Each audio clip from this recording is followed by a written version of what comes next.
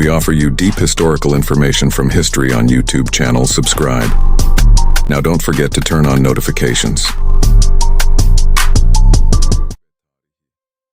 Chapter 1. The Genesis of a Nation. The Seeds of Independence.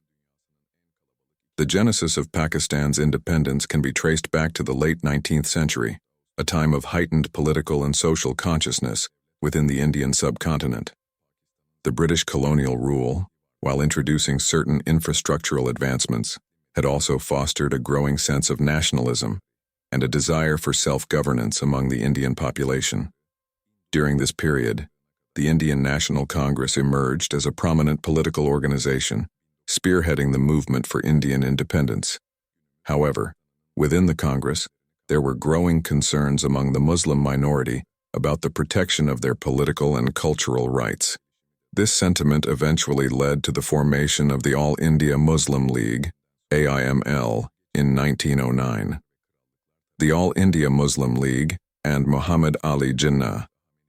The AIML, under the charismatic leadership of Muhammad Ali Jinnah, played a pivotal role in articulating the political aspirations of Indian Muslims. Jinnah, a respected lawyer and politician, emerged as the League's central figure, advocating for the creation of separate Muslim electorates and the protection of Muslim interests within a united India. Chapter 2. The Lahore Resolution, a defining moment in Pakistan's history. In March 1940, the AIML convened a significant meeting in Lahore, where the Lahore Resolution was passed. This resolution, also known as the Pakistan Resolution, called for the creation of a separate Muslim state in the northwestern and eastern regions of India, where Muslims constituted a majority. The Lahore Resolution marked a turning point in the struggle for Pakistan's independence, setting the stage for the realization of a separate Muslim homeland. It sparked widespread support among the Muslim population and amplified the demand for self-determination. Chapter 3. World War II and the intensified independence movement. During World War II, Britain's dependence on Indian support grew substantially. However, the war also weakened British power in India, creating an opportune moment for the Indian independence movement to gain momentum. In 1942, the Indian National Congress launched the Quit India movement, demanding immediate independence from British rule. The British response to the Quit India movement was swift and severe. Mass arrests were carried out, including the imprisonment of Mahatma Gandhi and Muhammad Ali Jinnah. The movement was effectively suppressed, but it further fueled the desire for independence and escalated tensions between India's political leaders and the British authorities. Chapter 4. Partition and Independence. A tumultuous divide. As the war drew to a close, the British government announced the partition of India into two dominions, India and Pakistan. The Radcliffe Line, named after its presiding judge, Cyril Radcliffe, divided the provinces of Punjab and Bengal, creating a new geopolitical landscape in the subcontinent. The partition was accompanied by widespread violence and displacement of populations. Millions of Hindus and Sikhs migrated to India, while millions of Muslims moved to Pakistan. The exact number of casualties remains uncertain, but estimates range from 200,000 to 2 million, reflecting the tragic human cost of the division. Chapter 5. The Early Years of Pakistan, Challenges and Consolidation. In the aftermath of independence, Muhammad Ali Jinnah became the first Governor-General of Pakistan, while Liaquat Ali Khan served as its first Prime Minister. The newly formed nation faced formidable challenges, including the integration of refugees, the establishment of a viable economy, and the preservation of national unity amidst diverse ethnic and linguistic groups. Pakistan adopted a parliamentary system of government with a strong central authority. The Constituent Assembly embarked on the task of drafting a constitution, which was eventually adopted in 1956. The Constitution established Pakistan as an Islamic republic and declared Urdu as the national language. Chapter 6. The Ayub Khan Era, Economic Growth and Martial Law. In 1958, General Ayub Khan seized power in a military coup, citing political instability and corruption as justifications for his actions.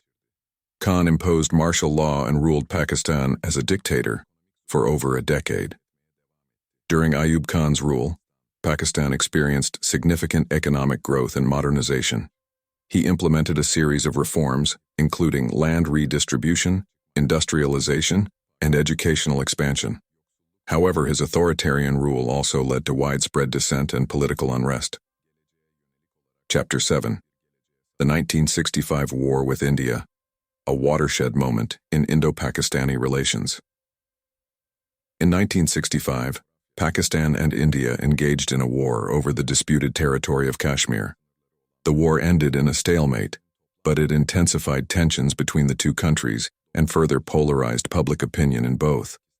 The war also exposed weaknesses in Pakistan's military and political leadership, contributing to Ayub Khan's eventual downfall. Chapter 8. The Yahya Khan Era, Political Turmoil and the Bangladesh Liberation War. In 1969, General Yahya Khan succeeded Ayub Khan as President of Pakistan. His tenure was marked by political turmoil and the rise of ethnic and regional tensions within the country. In 1970, Pakistan held its first general elections, which were won by the Awami League, led by Sheikh Mujibur Rahman. The Awami League's victory was met with resistance from the military, which refused to transfer power to the newly elected government. This led to a military operation in East Pakistan, now Bangladesh, resulting in a brutal crackdown and widespread human rights abuses. Chapter 9. The Bangladesh Liberation War, a tragic conflict and the birth of a new nation. In response to the military's crackdown, the Awami League declared the independence of Bangladesh in March 1971. India intervened in the conflict on the side of Bangladesh, leading to a full-scale war with Pakistan. The Pakistani military was defeated in December 1971, resulting in the surrender of East Pakistan and the creation of Bangladesh as an independent nation. Chapter 10. Post-Bangladesh Era, Political Instability and Economic Challenges. After the Bangladesh Liberation War, Zulfikar Ali Bhutto became the president of Pakistan. Bhutto implemented a series of socialist reforms, nationalized industries, and improved relations with India. However, his rule was also marked by political turmoil and economic challenges. In 1977, he was overthrown in a military coup led by General Muhammad Zia-ul-Haq. Chapter 11. The Zia-ul-Haq Era, Islamization and the Soviet-Afghan War. General Zia-ul-Haq imposed martial law and ruled Pakistan as a military dictator for over a decade. He implemented a conservative Islamization program, which included the enforcement of Sharia law and the restriction of women's rights. Zia-ul-Haq's rule also saw Pakistan's involvement in the Soviet-Afghan War. Pakistan provided support to the Afghan Mujahideen, who were fighting against the Soviet occupation of Afghanistan. This involvement had significant geopolitical implications and contributed to the rise of militant groups within Pakistan. Chapter 12. The Benazir Bhutto Era, a woman's leadership in a Muslim-majority country. In 1988, General Zia-ul-Haq died in a plane crash. Benazir Bhutto, Zulfikar Ali Bhutto's daughter, became the Prime Minister of Pakistan, making her the first woman to lead a Muslim-majority country. Bhutto's government implemented a number of reforms, including the restoration of democracy and the promotion of human rights. However, her rule was also characterized by political instability and corruption allegations. She was dismissed from office twice by President Ghulam Ishaq Khan. Chapter 13. The Nawaz Sharif Era, Economic Reforms and Political Controversies. Nawaz Sharif became the Prime Minister of Pakistan in 1990. He implemented a number of economic reforms and improved relations with India. However, his government was also involved in corruption scandals. In 1999, Sharif attempted to dismiss the Chief of Army Staff, General Pervez Musharraf, who responded by launching a military coup. Sharif was overthrown and sentenced to life in prison. Chapter 14. the Pervez Musharraf era, counter-terrorism and economic growth. General Pervez Musharraf became the President of Pakistan in 1999. He implemented a number of reforms, including the devolution of power to local governments and the improvement of education and health care. Musharraf also played a key role in the United States' war on terror after the 9/11 attacks. He allowed the U.S. to use Pakistani military bases to launch airstrikes against targets in Afghanistan. This cooperation strengthened Pakistan's ties with the U.S., but also led to increased militancy within the country. Chapter 15. The Asif Ali Zardari Era. Political Instability and Economic Challenges. In 2008, Pervez Musharraf resigned from office after facing impeachment proceedings. Asif Ali Zardari, the widower of Benazir Bhutto, became the President of Pakistan. Zardari's government faced a number of challenges, including economic instability, terrorism, and political unrest. He also implemented a number of reforms, including the passage of the 18th Amendment to the Constitution, which devolved power to provinces and strengthened the parliament. Chapter 16. The Nawaz Sharif II Era, Economic Growth and Disqualification. Nawaz Sharif became the Prime Minister of Pakistan for a third time in 2013. His government focused on economic growth and infrastructure development. However, Sharif's government was embroiled in a number of corruption scandals.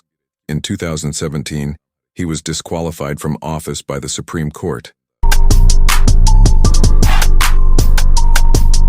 We offer you deep historical information from history on YouTube channel. Subscribe. Now don't forget to turn on notifications.